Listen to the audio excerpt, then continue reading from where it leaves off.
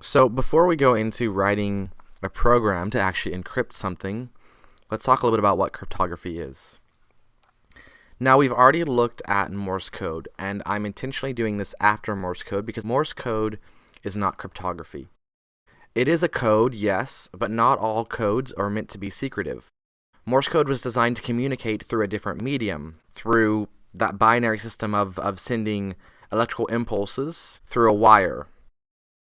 And so it wasn't meant to be a secret. That was just a way that they found to communicate with technology at that time. Cryptography, on the other hand, is meant to be secret. So let's start out. Typically, when we talk about sending something or going somewhere, we talk about from point A to point B, right? In cryptography, you'll often hear people go a step further and give these points names. So Alice and Bob, A and B. So we want to send some sort of communication from Alice to Bob, right? Typically, when you're talking about sending things, when you go from A to B, it's not unusual to add in a C. But normally in those situations, C is another desired location. In this situation, we're going to add in E, which is not a desired location. Instead, this is a third party, an unauthorized party that is listening in or somehow intercepting that message. So E, typically the name that goes with it is Eve, which, as you probably guessed, is short for eavesdropper. So how do we keep this information secure? Well, we have different options. One, you can try to lock it up, right? So try to figure out a way to get your message to them without the other person being aware of it, or without them being able to access it because it's locked up, or it's in some sort of compartments. Maybe trying to do it really stealthily so that way they don't see it. So one has to do with the delivery method, right? How are we delivering that to them? Which might be fairly similar to what you see with banks and money and stuff like that, right? Some sort of armored transport. But we're not talking about a physical thing here. We're talking about something that's abstract. Language is abstract, and it can be transformed. A cat is only called a cat because we call it a cat, right? If you look in Spanish or Greek or German, they all have their own words for what cat is. So cat is a symbol that represents this thing. So we could call a cat whatever we want. The idea of cryptography is not to change the method that we deliver it, but instead how we represent that data. We transform the data itself. The data is protected because it can't be understood by other people using some sort of code or some sort of cipher. So you might say, well, why do we want to do that? Well, to some degree, you could just say, the right to privacy. I have my information. I want to share it with the people that I want to share it with. I don't want to necessarily share it with everyone. That's a fair argument, but there are other reasons too. If it comes down to like stocks or money or working on a new product or a new design that's going to go to market, some of these things you may not want your competitors to know about because you want to get your idea to market or your design to market, and you don't want necessarily someone else to know about it because if they try to create something similar and they try to beat you out to market, it might be your idea originally, but they might be the first ones on, right? So sometimes you want to keep this data secure. If you're talking about the internet, it might be banking information, your bank account, your credit card number, stuff like that. But there's another reason, an older reason.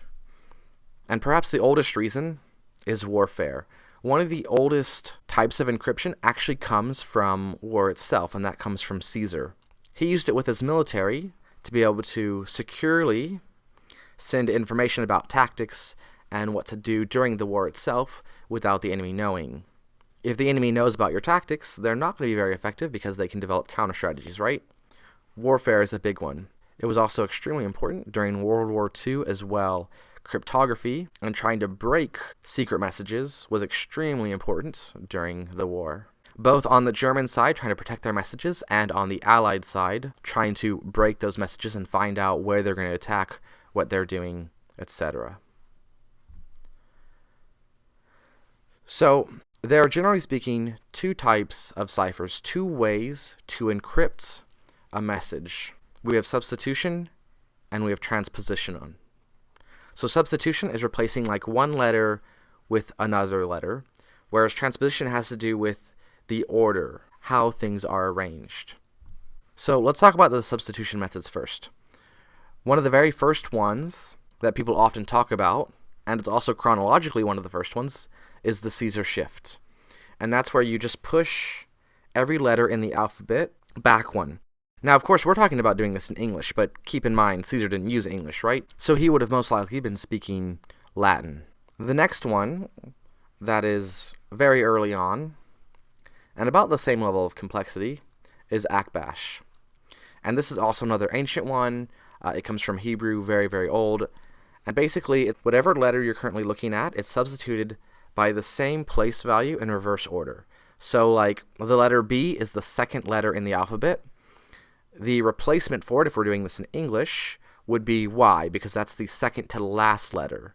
So basically, you just write the alphabet A to Z in one direction, and then right underneath it, you just write it in the opposite direction, so Z to A, and they'll just line up. So A becomes Z, B becomes Y, C becomes X, and so on. So if we actually look at this, if we have a super important message here, tragedy, syntax immediately, we have that message in two different ciphers here. We have the Caesar shifts, and in this situation, I've just shifted everything by 1, and then we have Akbash below it. Now, the Caesar shift is a little bit better out of these two, because there are 25 possible combinations that it could be, shifting it to any one of the other letters. So shift by 2, by 3, by 4, etc.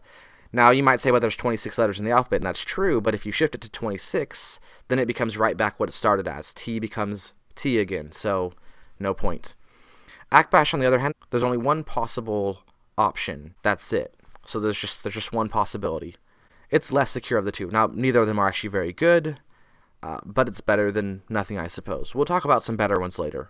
Then we have transpositional, and like I said, this is changing the way that you write the words. You're not substituting the letters, you're changing the order somehow. So two of the most common that people are aware of, mirror writing, just writing everything backwards, and Pig Latin. So Pig Latin is obviously not very great, but most people are aware of what it is and aware of how it works. So if we look at these, once again with our same message, the mirror writing, we can see it's just written backwards. Not very secure considering punctuation at the start, which is weird, and capitalization at the end. Very easy to catch. And then Pig Latin below it, which also isn't that great because we have that very clear pattern of the A at the very end. People catch on to it very quickly. It's very well known. But you get the point. We're transforming the way that we write the words, not transforming the letters themselves. Now, of course, if you want to have an even better encryption technique, use both. Use a transpositional cipher after, or before, it doesn't really matter, a substitution cipher. And so you have both methods, which will give you an extra layer of security. Now, once again, none of these are very good or very secure, but they give you the idea of it before we look at anything more complex.